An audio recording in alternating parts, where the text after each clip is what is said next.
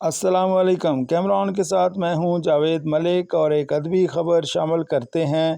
اردو ادبی سنگت اور اردو لغت بورڈ کے تعاون سے معروف شاعر، ادیب اور صحافی زیب اسکار حسین کی تقریب پذیرائی خوبصورت ہال کے اندر منعقد کی گئی۔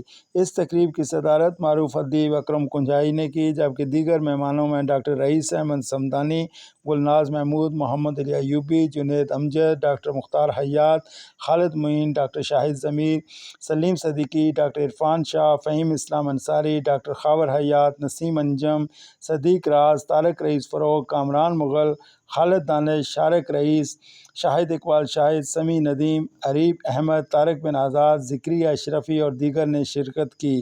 اس خوبصورت تقریب کے اختتام پر خصوصی شیلڈ زیب اسکار حسین کو پیش کی گئی، جبکہ صدر محفل اکرم کنجائی کو اردو سندھی ادبی سنگت کی جانب سے اجرک کا تحفہ پیش کیا گیا۔